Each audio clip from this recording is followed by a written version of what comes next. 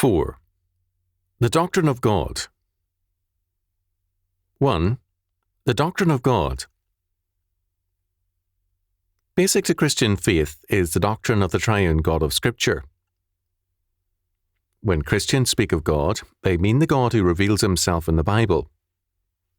Any other God is a product of man's imagination. It is very convenient for man to posit a God, and man has very often done so. Man's purposes in doing so are many, but in every case, they are self-serving. Philosophy, for example, has often posited a God in order to provide itself with firm ground at some point or another. As a result, a God has, as in Greek philosophy, provided the first cause in order to escape from the intellectual problem of infinite regress. Such a God has little function other than to provide a necessary link in a chain of reasoning. In Descartes, the idea of God provides an insurance policy for Descartes' epistemology. Apart from that, Descartes' God has little function, and it is the autonomous mind of man which governs and prevails. In the world of non-biblical theism, man creates a God to meet his intellectual needs and as readily disposes of him when he is no longer needed. In Scripture, the reverse is true. It is God who is the creator, not man. Because God is the creator of man, St. Paul tells us in Romans chapter 1, verses 17 to 21, as does David in Psalm 19, verses 1 to 4, and Psalm 139, that the knowledge of God is inescapable knowledge. No man can escape knowing God, because every atom of his being, together with all creation, is revelational of God. Faith, therefore, is not mere opinion or belief, but is saying Amen to God. Faith means placing our entire being on the every word of God, relying on God and His Word. At every point, man is confronted by the living God. Francis Thompson, in his poem, The Hound of Heaven, sets forth this fact out of his own experience. Echoing Psalm 139 and also Augustine's Confessions. Any apologetic or systematic theology, thus, which seeks to prove God, is denying Him. God is not a fact among facts who, through careful scientific or philosophical inquiry, can be discovered or proven. Rather, He is the creator of all facts, and every fact witnesses to His purpose and order. Faith is thus not intellectual assent to the gospel. To believe so is to declare that man's religious problem is intellectual rather than moral, and his problem ignorance rather than sin. But to say this is to deny the Scriptures. Man's problem with the knowledge of God is not ignorance, but sin, a willful rebellion against the authority of God and His Word. If man's problem is intellectual, if his problem is ignorance, then the solution to man's problem is knowledge. Then too, in every sphere, knowledge becomes the saving factor. The Greeks held the belief that man's evils could be traced to fallacious ideas. The solution in Plato was thus a logical one. An elite group of philosopher kings whose ideas can rule man religiously, politically, economically, educationally, and in every other way.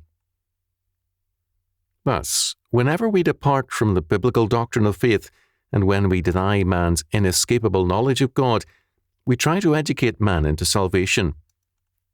We create an elite in church, state, and elsewhere, whose ideas govern man. We have then a false apologetics which begins with the assumption that men outside the faith do not know of God's existence, and it is our duty to prove it to them. We see then the proliferation of books designed to persuade men to believe that God exists. But man the sinner knows that God is, he suppresses that knowledge in unrighteousness. Romans chapter 1, verses 17 to 21. Van Til has written of man's Cainitic wish that there be no God. Man's denial of God is a moral denial. He refuses to acknowledge God's existence, not because he does not know that God exists, but because he refuses to submit to God.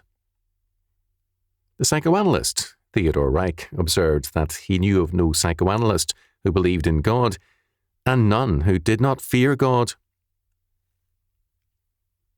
Man's, quotes, problem, end quotes, with God is simply the fact that God is God, and fallen man wants to be his own God.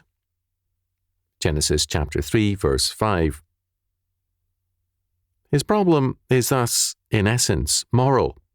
The intellectual problems are trenches and barriers created as a part of his war against God, and as a means of concealing the fact of his moral rebellion.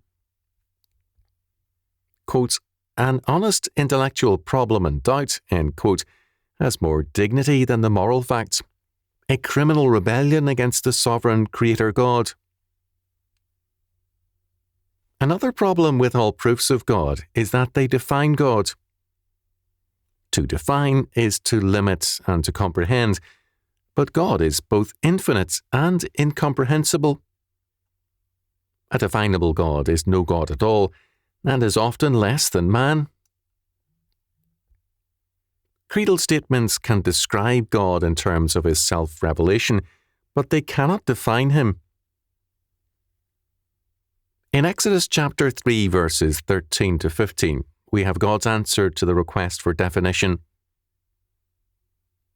And Moses said unto God, Behold, when I come unto the children of Israel, and shall say unto them, The God of your fathers hath sent me unto you. And they shall say to me, What is his name? What shall I say unto them?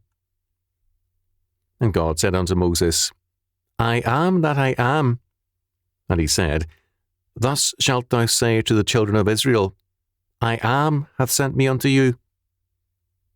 And God said moreover unto Moses, Thus shalt thou say unto the children of Israel, The Lord God of your fathers, the God of Abraham, the God of Isaac, and the God of Jacob hath sent me unto you. This is my name forever, and this is my memorial unto all generations. First of all, to name is to define in Scripture. In the ancient world, names were definitions, and they changed as a man changed. We do not know Abraham's original name before his calling. After his calling, God named him Abram, and later Abraham. Abraham's name ran against human norms for naming, since he was childless most of his life, rather than a father of many. But it was a name from God, to be born by faith.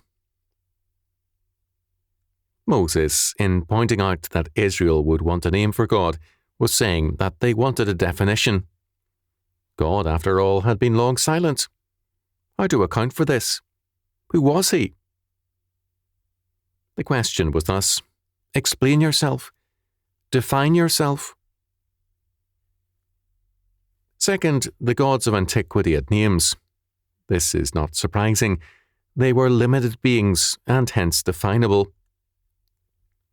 Their names were valuable to men because their names commonly indicated their utility. Many of their names, such as Venus, Mars, Mercury, Janus, and the like, have passed into European languages to have specific meanings related to the ancient function of the god or goddess. The refusal by God to define himself meant that he was and is beyond utility. He governs and is not governable by man. He is not definable because, as Lord and Creator, all things are made and defined by him. Third, the only thing resembling a name which God gives is, I am that I am. He is ultimate and uncreated being. He who is, Jehovah or Yahweh. He is the creator and the definer. All created being is revelational of him, but nothing defines him. Fourth, God manifests his being and nature in his self-revelation in history, nature, and supremely his written word and his incarnate word. God's revelation is his only name man can know. He is the God of Abraham, the God of Isaac, and the God of Jacob. This is forever his name, and his memorial and word to all generations. To limit his memorial to the New Testament is thus to deny his nature in person. But this is not all. History has development and progress, or decline at times. God is the same. He does not change. Malachi chapter 3 verse 6. As a result, we cannot, implicitly or explicitly, see an evolution in God. He is, from all eternity, the triune God. Man's awareness of God can grow, but God is always the same. Thus, on every page of Scripture, it is the triune God who speaks to us, the triune God whose revelation in history is described, and the triune God who commands our obedience and hearing. This means that, when we speak of God, we must mean the triune God thereby. God is God the Father, God the Son, and God the Holy Spirit. To reserve the term God to the Father alone is alien to Scripture and assumes a subordination and a disunity in the Trinity which is not true. The living God is the triune God. The Westminster Larger Catechism declares, Question 8. Are there more gods than one? Answer. There is but one only, the living and true God. Deuteronomy chapter 6 verse 4, 1 Corinthians chapter 8 verse 6, Jeremiah chapter 10 verse 10. Question 9. How many persons are there in the Godhead? Answer. There be 3 persons in the Godhead, the Father, the Son, and the Holy Ghost, and these 3 are one true, eternal God, the same in substance, equal in power and glory, although distinguished by their personal properties. Matthew chapter 3 verses 16 and 17, Matthew chapter 28 verse 19, 2 Corinthians chapter 13 verse 14.